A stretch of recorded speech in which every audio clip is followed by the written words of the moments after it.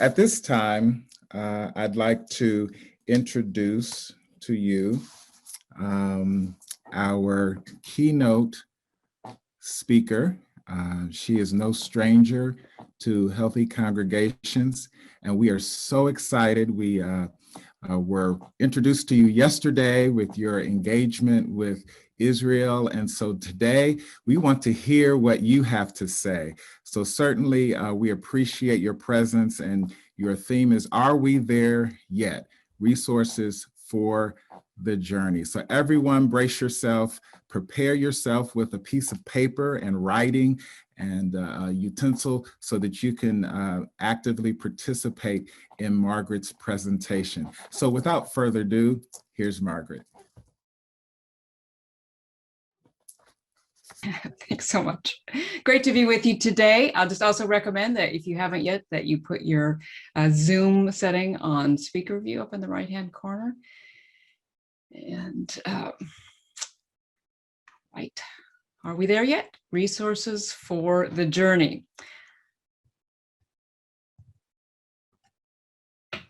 One of the best trips I ever took in my life was taken in a car like this. With my cool Aunt Ann and my cousin Marty. I was 13 or 14 years old. This is still my favorite car. And we drove down this highway. This is California Highway 1 in Big Sur. And this is a wild ride of a road. If you've never been on it, it's a beautiful road, but it's twisty and turny, and it is dangerous at times. The road frequently washes out. It just opened up last month after being closed for 3 months after another road wash out. But this is the ride that we've been on over this last year. Ministry is always that windy, twisty road with the danger of landslides, and it's been even more so over this last year. So as we think about this journey that we are on in ministry and in life, we're going to talk about perspective on the journey, people on the journey, and then practices for the journey. So first, perspective on the journey. And I want to suggest a couple of ways to get a different perspective on this journey. One is to zoom out, and a second is to slow down. And for both of these approaches, Bowen theory is a great resource for getting more perspective. I'm not going to be talking about the details of theory that much today, but it is as Israel Gilliland always says, a theory of practice for ministry that helps us gain perspective.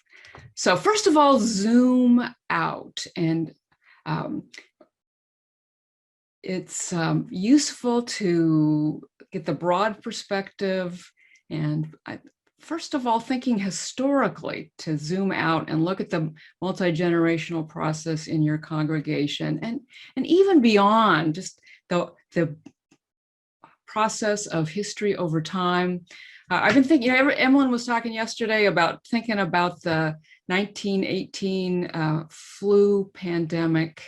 And I've also over this year been reflecting on Julian of Norwich in the living in England in the 14th century through the time of the Black Death, and how much more devastating that pandemic was than the one we're living through now. And yet she was able to say, all shall be well, and all shall be well, and all manner of things shall be well.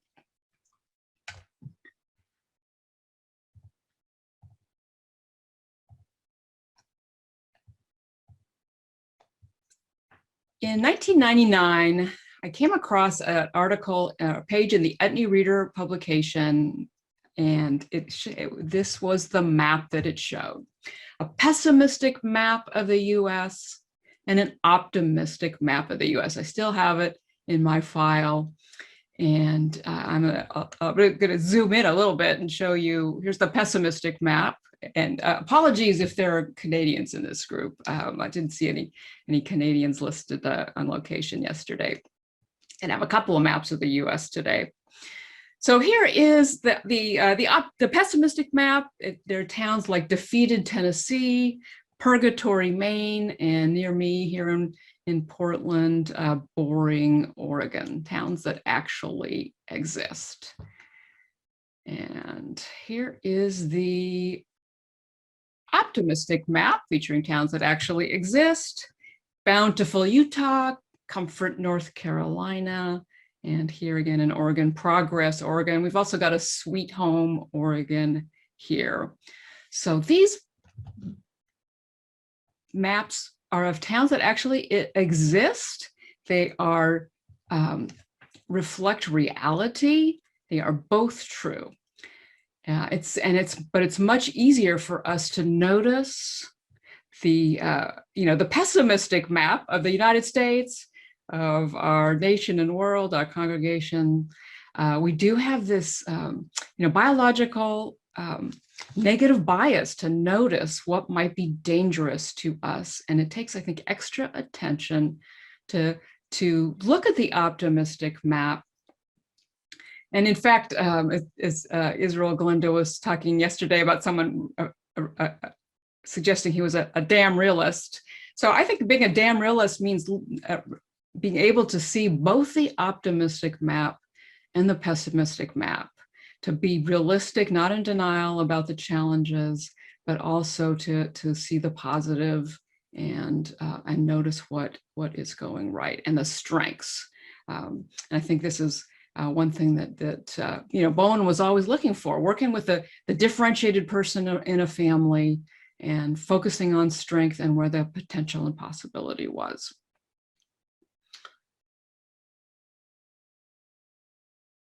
Right. Secondly is to slow down and just move at a slower pace. And here is, I got another map to show you. This is a map of the route that was taken by William Lease Teat Moon in the journey he described in his terrific book, Blue Highways.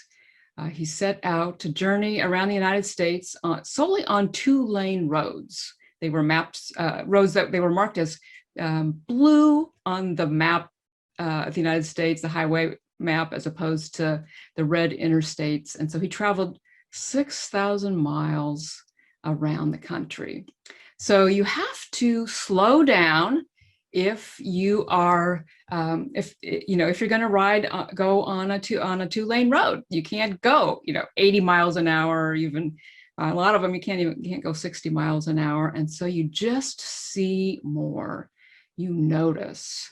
And when you take the time to use theory to reflect on what's going on around you, to look at yourself and others, you have to slow down. You can't just react, or you won't you won't really notice. You'll be making assumptions about people and about yourself.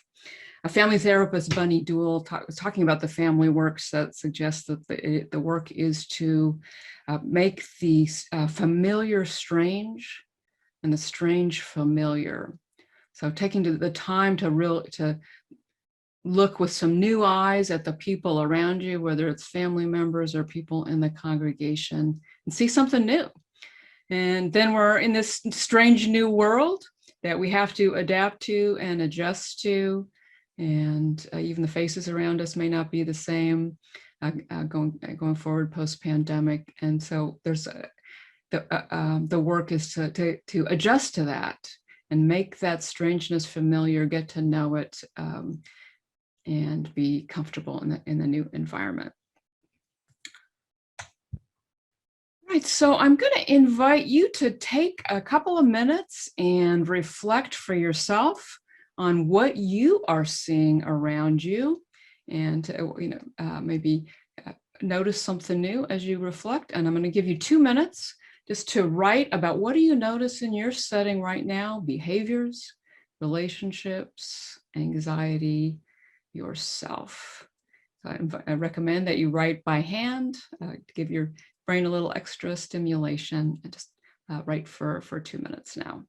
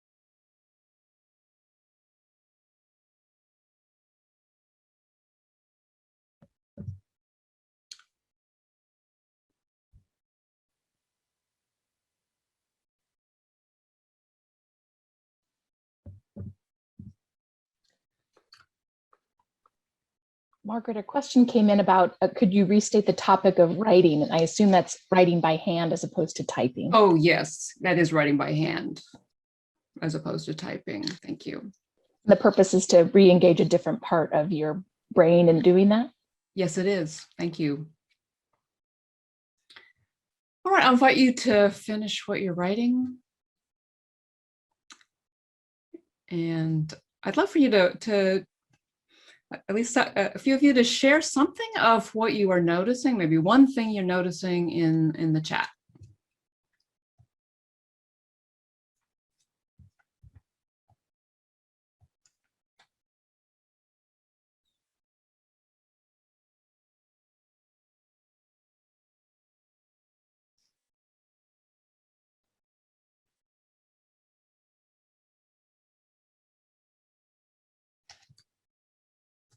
Reorienting ideas, anxiety for regathering, for inside worship, hear that a lot. New depth of faith in fellow congregants.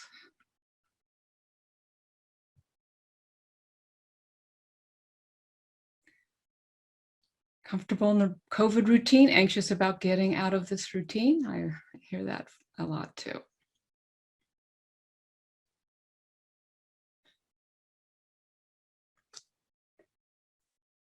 Yeah, the familiar is strange these days.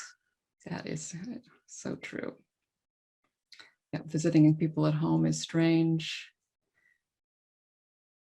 Stronger and energized. Closer to my spouse. Need to reconnect to people now that we can see them again. All right, love it. Some leaders expecting to step back into their leadership role after being absent for the pandemic. Gratitude, creativity, and ministry. All right, well, thanks. You can keep sharing if you like. I'm going to go on to number 2, which is people on the journey. So first, I want to talk a bit about sharing the load with other people on this journey that we're on. My brother was telling me a week or so ago that he's rereading Homer's Odyssey, and he said to me, "You know, Homer was, not Homer, but Odysseus was a terrible leader." And he told me the story about they were getting close to home. I actually reread it myself, this part, and they were actually within sight of home. And Odysseus had been steering the ship for 3 days because he didn't trust anyone else to take the helm. He was so tired. He fell asleep within sight of home. And he also kept a secret from his men about these winds that were in a bag. And so they thought, Odysseus wants everything for himself. They opened the bag, and the Aeolian winds came out and blew them completely off course. So he wasn't willing to share the leadership work of steering, and he wasn't willing to share information, and that led them on a much longer journey than necessary.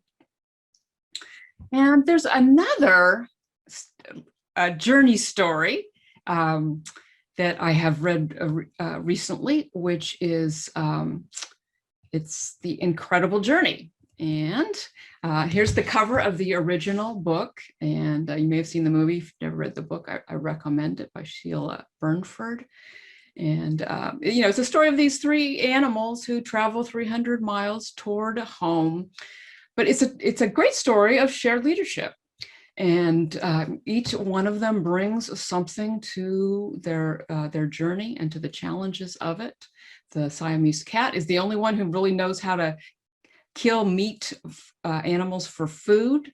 The this golden lab can fetch, but he's trained not to dive into the meat, and so he's nearly starving until the cat teaches him how to eat the meat that they catch. And this bull terrier, ancient, deaf, also has a contribution to make through his persistence, his presence, and his commitment to the others. So this is a shared responsibility, and it is about functioning, not over-functioning. So we've heard how much work there is to do, and there are heavy burdens of leadership at this time, but it is not all up to you, and it is critical to share the load. And secondly is to look at others along the journey from a place of desiring to understand and accept. William Least Heat Moon, on his journey around America, stopped on an island in the Chesapeake Bay, and he met a woman named Alice Venables Middleton there. And she said this: "The hardest thing about living on that island is having the gumption to live different and the sense to let everyone else live different. That's the hardest thing, hands down." I don't know if I've seen a better statement of the work of differentiation in relationship and in community anywhere. But that is the work. Paulina McCullough, who founded the Western Pennsylvania Family Center, wrote this: "If the word in real estate is location, location, location, the word in relationships is acceptance, acceptance, acceptance." So it's more complicated than that, because it doesn't mean that just anything goes. There are, of course, times to take a stand about what you will or won't do in relationship with someone. But when we do it from a posture of interest and acceptance, that will bring a different energy to the conversations about some of these challenging topics, like regathering for worship, and what's going to happen with leadership, some of the issues that you raised in your comments. Thirdly, the people along the journey include our families of origin, those who are living and those who have gone before.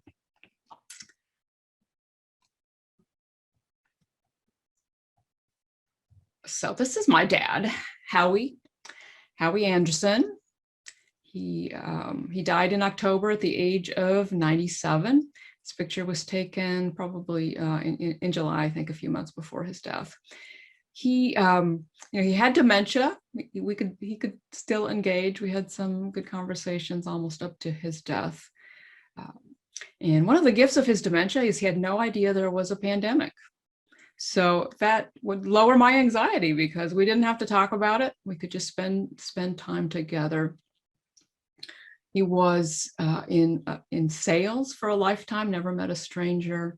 And one of his most common comments was, "There's always tomorrow," and a million ways to say that. No matter what happens today, there's always tomorrow, which is, you know, a great way to bring an optimistic map to what might happen in the future. And here is another picture of my dad. This is him up here. He was 16 years old. And this is his brother Bob and his parents. And this picture was taken in 1939 when they set out from Emporia, Kansas to move to Toledo, Oregon. And William Least Heat Moon says we're a nation of people who tried to solve old problems with a new place. And my family has a long history of doing that. And yet they had tremendous resilience and made a new life for themselves in Oregon. On a trip to Kansas, I met my father's cousin, Bill, who was 9 years old when they left, and he described this picture to me. He said, "I will never forget seeing them drive out of town in that rickety truck." And they were outliers. Most of the family of my grandfather's side stayed right there in Kansas for the rest of their lives. When they got to Bend, Oregon, in Central Oregon, my dad told me just maybe 15 years ago, he told me the story. My grandfather got real quiet, and in Bend, he pulled over in downtown Bend, and he said, "Well, we're almost out of gas, and I'm out of money. So this is as far as we can go." So my grandmother said, wait. And she got out of the truck, and she had my grandfather open up the back of the truck, and she climbed in there and dug around in some boxes. And then she pulled out a $20 bill, and she gave it to my grandfather. And she said, "Here." And they bought gas, and they made that all the way to the coast, to Toledo, where they stayed with her sister. So my grandmother had a long history of squirreling money away. When she died, went into a nursing home, there was money hidden around the house. To me, this story is one of unexpected resources that we can find in our families of origin that can be great gifts to us.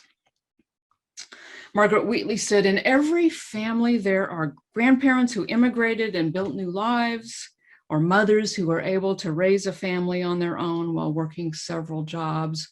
We all stand on strong shoulders.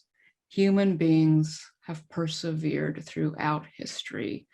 And, you know, if you're attending this conference today, you are descended from survivors, people who figured out how to make it work somehow. And that can be a resource for you as you figure out how to make this work going forward somehow. So I'll invite you now just to take a minute or so and jot in the chat gifts that you received from your family of origin for this journey.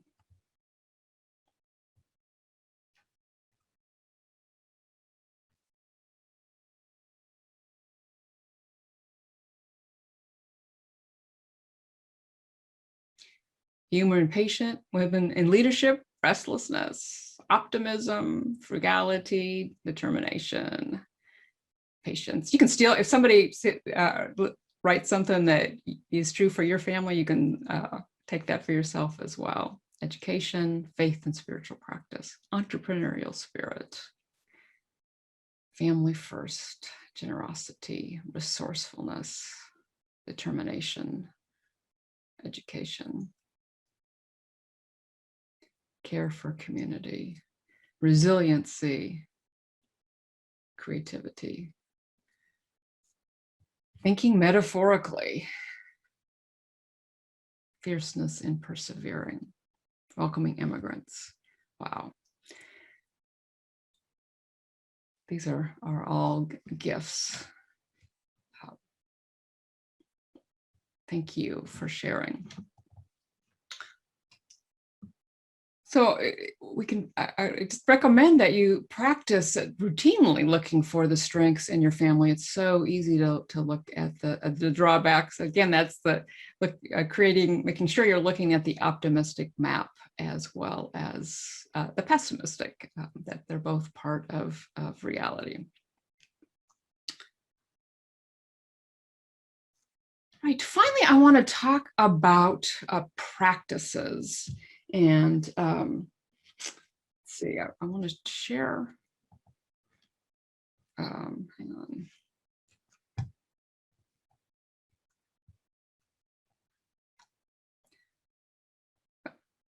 List of a number of practices that I'll just talk about briefly. There are pilgrimage, attention and indifference, curiosity, gratitude, and rest. So first, pilgrimage. Thinking about the practice of reframing this unknown time as a pilgrimage. Phil Cousineau, in his book on pilgrimage, says, if the journey you have chosen is indeed a pilgrimage, a soulful journey, it will be rigorous. Ancient wisdom suggests if you aren't trembling as you approach the sacred, it isn't the real thing. I was talking with a pastor I'm coaching who had planned to take a sabbatical this summer, had to postpone it to next year. And he intends to walk the Camino de Santiago in Spain. And so he decided that he was going to think about beginning the pilgrimage now and create some practices for himself as he prepares himself over the next year for that walking pilgrimage, and, including doing some walking around where he lives. So I thought that was a wonderful idea, and it occurred to me that you could think about taking on a pilgrimage for this time, without necessarily having to go to Spain and actually walking the Camino to begin this new time, this post-COVID time, as a pilgrimage. Secondly, attention and indifference. And this comes from Belden Lane and his work on his book on desert spirituality, where he talks about when to pay attention and when to let go, what to concentrate on and what to ignore, how to survive and how to abandon everything that is not necessary. We worked over a number of years with an elder care consultant to help with both my parents and then my dad over these last number of years. And her name was Ann Kaysen, and she was a longtime student and teacher of Tibetan Buddhism. And when she learned about our interest in spirituality, and my brother's also very interested in Buddhism in particular, she shared some Tibetan slogans with us.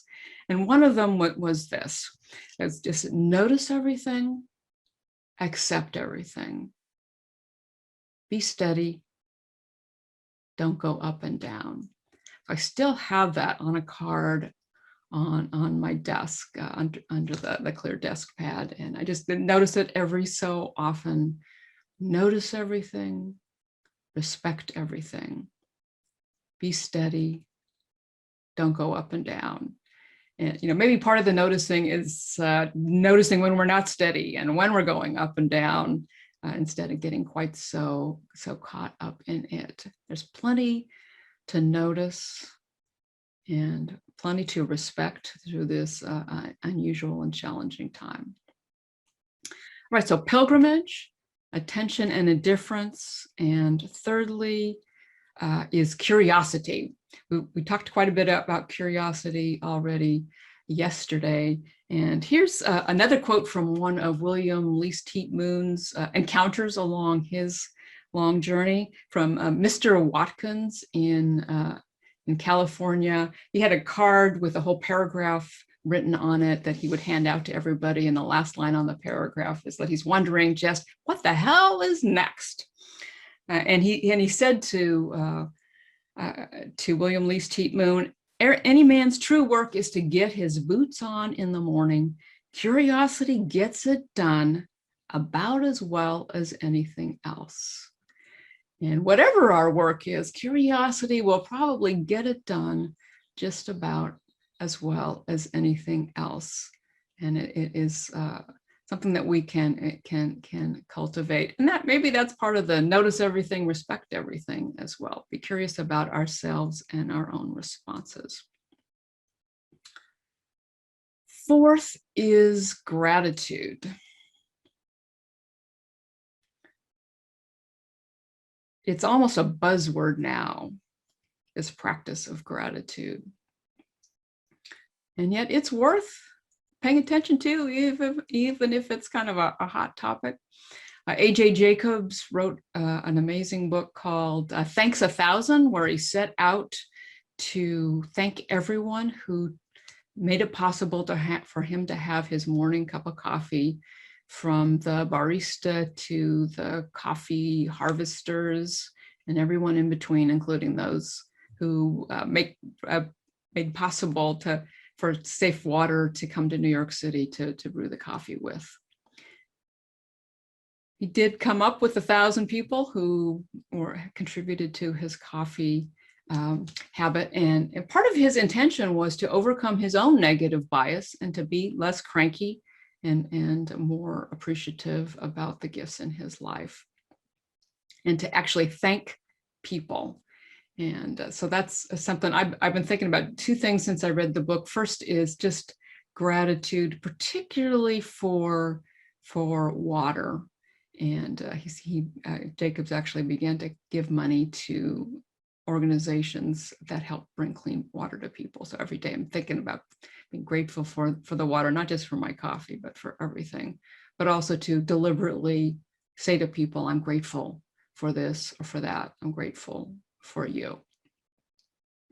And so there may be some people that you could express your gratitude to for their support of you through this time. Finally is rest. Everybody's tired. So you don't have to have been over-functioning over this last year to be exhausted. But you might have been over-functioning through this last year, which can only increase your exhaustion. Either way, to sustain yourself over these weeks and months ahead, and as we adjust to the new reality, whatever it turns out to be, and face the many changes in our churches and our culture, you need to get enough rest. One of my favorite verses of scripture is this: it is in vain that you rise up early and go late to rest, eating the bread of anxious toil, for God gives rest to God's beloved. Psalm 127.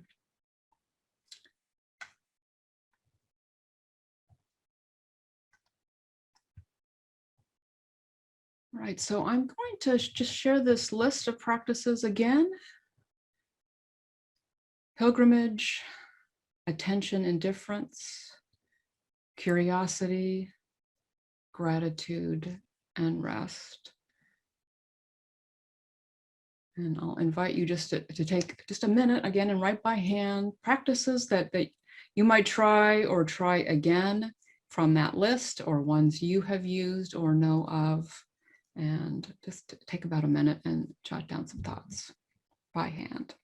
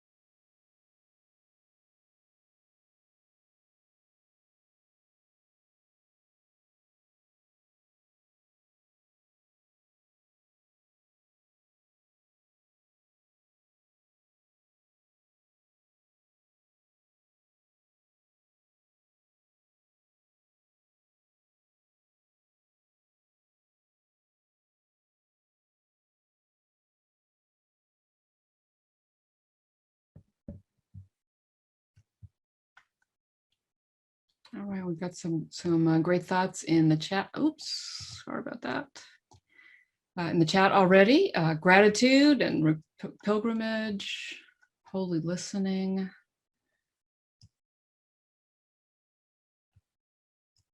rest.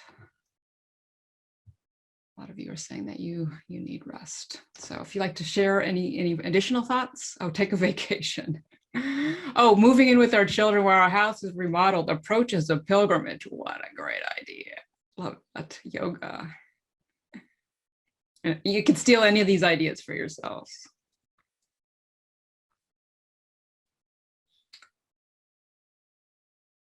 All right, want to explore indifference? Gratitude, it could be worse. That's good. Yeah, that is great. Art and the ocean. Yeah, I'm looking forward to seeing live art in person soon myself. So,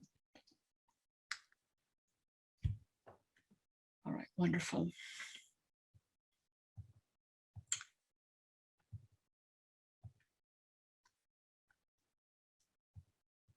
All right, well, as we come to the end of our time, I just wanted to share one more thing with you, which is that you can get my newsletter here at margaretmarcuson.com/newsletter. You'll get 6 ways to last in ministry, 6 additional ways, and that'll also be in the resources that you get.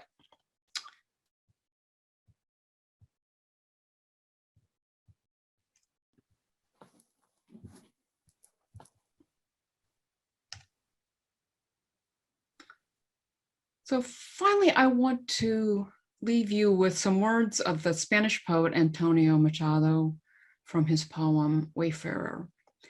Wayfarer, there is no way. You make the way by walking. As you go, you make the way. And stopping to look behind, you see the path you will never travel again.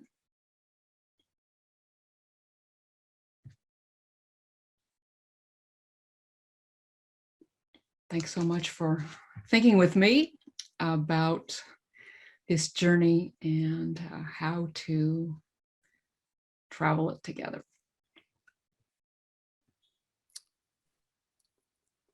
Thank you so much, Margaret. What a powerful presentation this morning. I'm losing my voice. excuse me, I need rest, obviously. God bless you for that. What a powerful presentation this morning. Thank you so much, Margaret, for helping us on our journey and for giving us resources for the journey.